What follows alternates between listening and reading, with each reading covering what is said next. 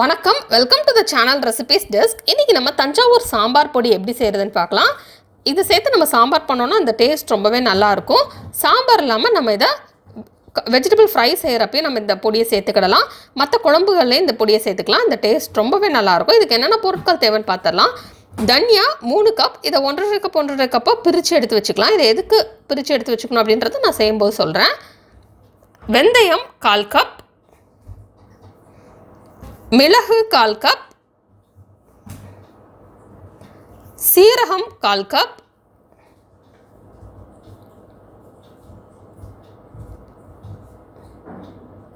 சிகப்பு வத்தல் 1/4 கிலோ. இதை நல்லா வெயிலில் காய வச்சு எடுத்து வச்சுக்கலாம்.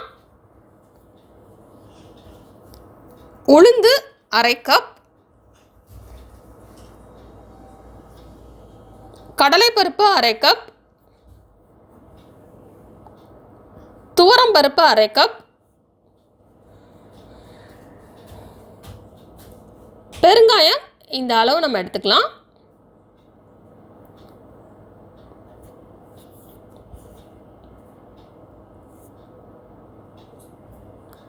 கருவேப்பிலை 1/4 கப். ஃபஸ்ட்டு நம்ம ஒரு கடாய் எடுத்துக்கலாம். எடுத்துகிட்டு அதில் 1.5 கப் தனியா சேர்த்து ஃப்ரை பண்ணிடலாம். நம்ம தனியாக எடுத்து வச்சுருந்தாலும் 1.5 கப், அதில் ஏதாவது ஒன்று எடுத்து நம்ம சேர்த்துக்கலாம். சேர்த்துட்டு இதை நல்லா லோ ஃப்ளேமில் வச்சு ஃப்ரை பண்ணலாம். இது சிவக்கட்டும், அது வரைக்கும் நம்ம இதை ஃப்ரை பண்ணிக்கலாம். இதை கையை விடாமல் அப்படி கிண்டிகிட்டே இருக்கலாம். அப்போ தான் எல்லாமே ஒன்று போல் வறுபடும்.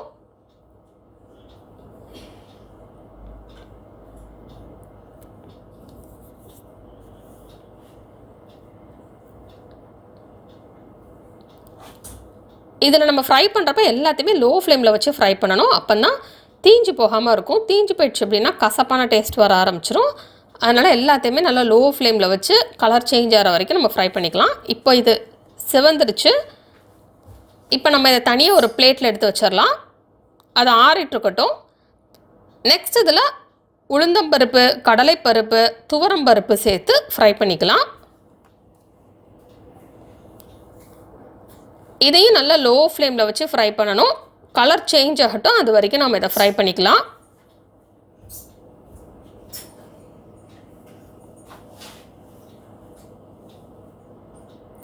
இந்த 3 பருப்பையுமே நம்ம ஒன்றா சேர்த்தே ஃப்ரை பண்ணிடலாம். நீங்கள் தனித்தனியாக ஃப்ரை பண்ணுறதா இருந்தாலும் ஃப்ரை பண்ணலாம். அதெல்லாம் 3 பருப்பையும் நம்ம ஒன்றா சேர்த்து ஃப்ரை பண்ணிக்கலாம்.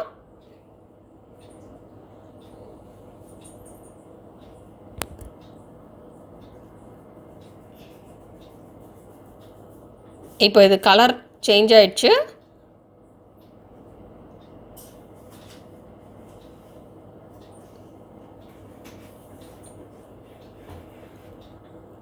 இப்போ இதை நம்ம தனியாக ஒரு பிளேட்டுக்கு ட்ரான்ஸ்ஃபர் பண்ணிடலாம்.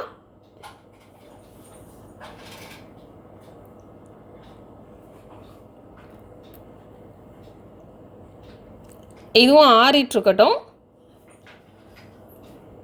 இப்படி நம்ம ஃப்ரை பண்ண ஒரு பெரிய பிளேட்டில் வச்சிட்டோன்னா எல்லாமே ஆறிடும். நெக்ஸ்ட் இதில் நம்ம வெந்தயம் சேர்த்து ஃப்ரை பண்ணிடலாம். இதையும் நல்லா லோ ஃப்ளேமில் வச்சு ஃப்ரை பண்ணலாம். வெந்தயம் லேசாக கலர் மாறட்டும், அது வரைக்கும் நம்ம இதை ஃப்ரை பண்ணிக்கலாம்.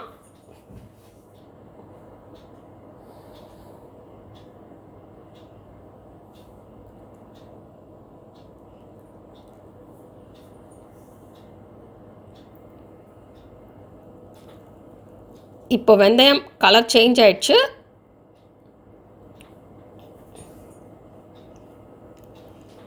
லைட்டாக அது டார்க் கலர் ஆகணும், அது வரைக்கும் நம்ம இதை ஃப்ரை பண்ணணும்.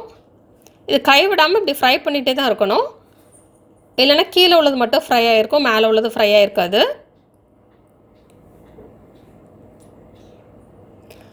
இப்போ இதை நம்ம தனியாக ஒரு பிளேட்டுக்கு ட்ரான்ஸ்ஃபர் பண்ணிடலாம்.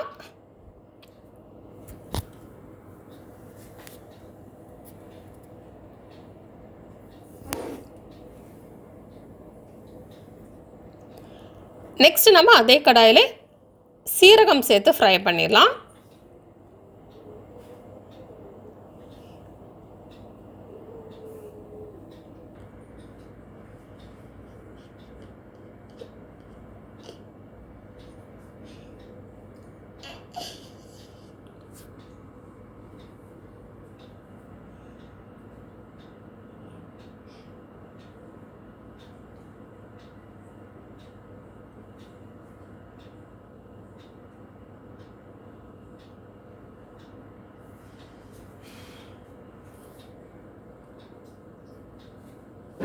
இப்போ இது லைட்டாக கலர் சேஞ்ச் ஆகிடுச்சு. இப்போ நம்ம இதை ஒரு பிளேட்டுக்கு ட்ரான்ஸ்ஃபர் பண்ணிடலாம். நெக்ஸ்ட் நம்ம கருவேப்பிலை சேர்த்து ஃப்ரை பண்ணிடலாம்.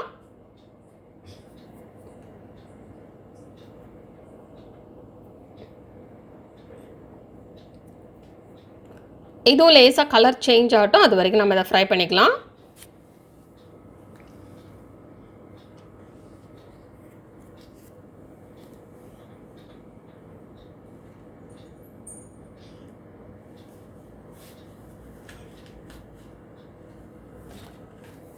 இப்போ கருவேப்பிலை கலர் சேஞ்ச் ஆயிடுச்சு.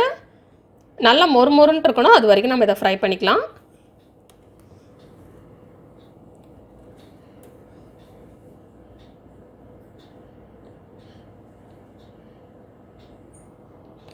இப்போ இதை தனியாக ஒரு பிளேட்டுக்கு ட்ரான்ஸ்ஃபர் பண்ணிடலாம்.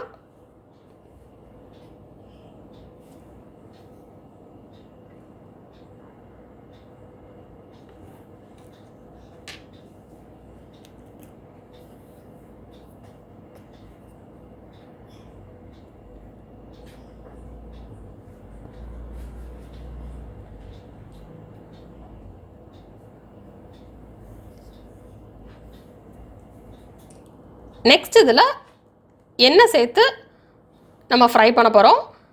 இதுக்கு வந்து நல்லெண்ணெய் சேர்த்துக்கலாம். 1 டீஸ்பூன் நல்லெண்ணெய் சேர்த்து மிளகு சேர்த்து ஃப்ரை பண்ணிடலாம்.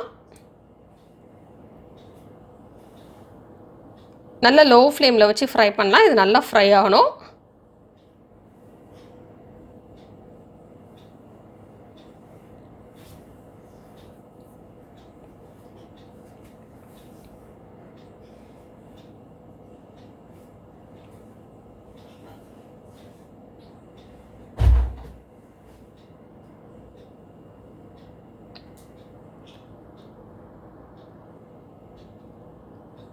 இப்போ இது ஃப்ரை ஆயிடுச்சு. இப்போ இதை தனியாக ஒரு பிளேட்டுக்கு ட்ரான்ஸ்ஃபர் பண்ணிடலாம்.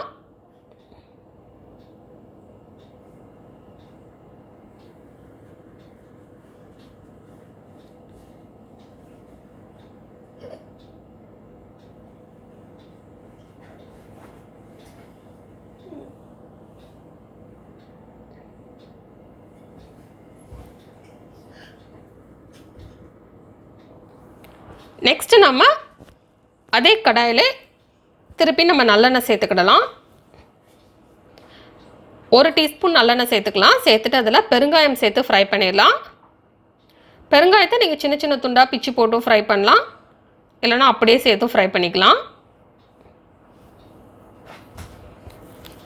இது நல்லா ஃப்ரை ஆகட்டும். நெக்ஸ்ட் இதை தனியாக எடுத்து வச்சிடலாம். நீங்கள் கொஞ்சமாக செய்கிறதா இருந்தால் இதை வந்து நம்ம ஃப்ரை பண்ணிவிட்டு வீட்டிலே அரைச்சிக்கலாம். நீங்கள் வெளியில் கொடுத்து அரைக்க போகிறதா இருந்தால் நீங்கள் வந்து இந்த அளவை வந்து அப்படியே டபுளாவோ இல்லை ட்ரிப்பிளாவோ உங்களுக்கு எவ்வளோ தேவையோ அதுக்கேற்ற மாதிரி நீங்கள் செஞ்சு வச்சுக்கலாம். இதை வந்து எப்போவுமே செஞ்சுட்டு நல்லா க்ளீனாக ட்ரையாக இருக்கக்கூடிய பாட்டிலில் ஸ்டோர் பண்ணி வச்சிட்டோம் அப்படின்னா நல்லா ஃப்ரெஷ்ஷாக இருக்கும். தேவைப்படுற நேரம் நம்ம ட்ரை ஸ்பூனை வச்சு எடுத்துட்டோம் அப்படின்னா ரொம்பவே ஃப்ரெஷ்ஷாக இருக்கும். நீங்கள் ரொம்ப நாள் வச்சு யூஸ் பண்ண போகிறதா இருந்தால் ஒரு பெரிய பாட்டிலில் வச்சுட்டு தேவைக்கேற்ற மாதிரி ஒரு சின்ன பாட்டிலில் ஸ்டோர் பண்ணிக்கோங்க. அப்படின்னா பெரிய பாட்டில் உள்ளது கைப்படாமல் இருக்கிறதுனால அது நல்லா ஃப்ரெஷ்ஷாக இருக்கும். தேவைக்கு நம்ம சின்ன பாட்டிலில் எடுத்துகிட்டு அது காலியானதுக்கப்புறம் நம்ம திருப்பி இதை ஃபில் பண்ணிக்கலாம். இப்போ பெருங்காயம் ஃப்ரை ஆயிடுச்சு. இப்போ அதை தனியாக எடுத்து வச்சிடலாம். திருப்பி நம்ம அதே கடாயில் நல்லெண்ணெய் சேர்த்துடலாம். 1 டீஸ்பூன் நல்லெண்ணெய் சேர்த்துடலாம். நெக்ஸ்ட் இதில் நம்ம வத்தல் சேர்த்து ஃப்ரை பண்ணிடலாம். இந்த வத்தல் நீங்கள் அப்படியே நாளும் சேர்த்து ஃப்ரை பண்ணலாம், இல்லை நீங்கள் அந்த காம்பை எடுத்து போட்டுட்டுனாலும் ஃப்ரை பண்ணலாம். இதனால் நம்ம வெயிலில் ஒரு நாள் காய வச்சுட்டு ஃப்ரை பண்ணோம் அப்படின்னா நல்லா ஃப்ரை ஆகும். இது அந்த டேஸ்ட்டும் நல்லாயிருக்கும். நம்ம அப்படியே ஃப்ரை பண்ணுறத விட வெயிலில் நல்லா காய வச்சுட்டு ஃப்ரை பண்ணலாம். வெயில் இல்லாத டைமில் நீங்கள் இதை செய்ய போகிறதா இருந்தால் நீங்கள் அப்படியே நல்லா லோ ஃப்ளேமில் வச்சு நல்லா அந்த வத்தல் வந்து நம்ம தொட்டு பார்த்தா உடையணும், நம்ம நடுவில் உடைச்சோன்னா உடையணும், அந்த அளவுக்கு நல்லா அதை ஃப்ரை பண்ணணும். நீங்கள் இதை கொஞ்சம் கொஞ்சமாக சேர்த்தும் ஃப்ரை பண்ணி வச்சுக்கலாம். வத்தல் வந்து நம்ம எப்போவுமே லாஸ்ட்டில் சேர்த்தே ஃப்ரை பண்ணிக்கலாம். ஏன்னா ஃபஸ்ட்டே ஃப்ரை பண்ணோன்னா அந்த வத்தல் ஸ்மெல்லே தான் இருந்துக்கிட்டே இருக்கும். அதனால் லாஸ்ட்டில் நம்ம ஃப்ரை பண்ணிடலாம். இதை ஃப்ரை பண்ணிவிட்டு இதை நல்லா ஆற விட்டுறணும். ஆறுனதுக்கப்புறம் நம்ம இதை ஒரு மிக்ஸி ஜாரில் சேர்த்து அரைச்சிக்கலாம், இல்லைனா நீங்கள் வெளியே கொடுத்து அரைச்சிக்கலாம். அரைச்சிட்டு வந்ததுக்கப்புறம் நமக்கு வந்து எப்போவுமே இந்த பவுடர் வந்து சூடாக இருக்கும், அதோடு மூடி வைக்கக்கூடாது, அப்படின்னா சீக்கிரத்தில் கெட்டு போயிடும்.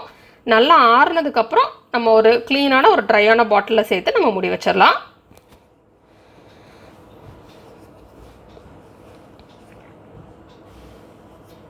நல்லா லோ ஃப்ளேமில் வச்சு இந்த வத்தலை ஃப்ரை பண்ணிடலாம்.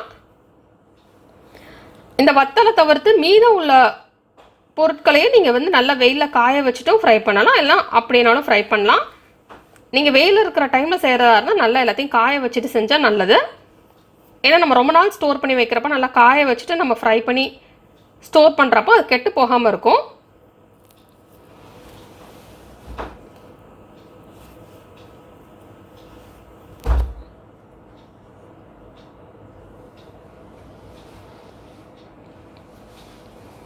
இப்போ வத்தல் ஃப்ரை ஆயிடுச்சு.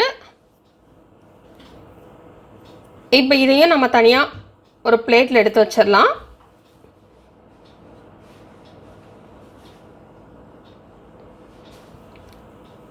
இப்போ இதை அப்படியே ஆறட்டும்.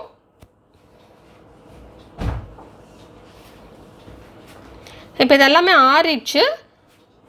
இப்போ நம்ம தனியாக வச்சுருந்தோம்ல அந்த 1.5 கப் தனியாவை வந்து நம்ம அப்படியே சேர்த்துடலாம். அதை ஃப்ரை பண்ண தேவையில்லை, அப்படியே சேர்த்து தான் நம்ம அதை அரைக்க போகிறோம்.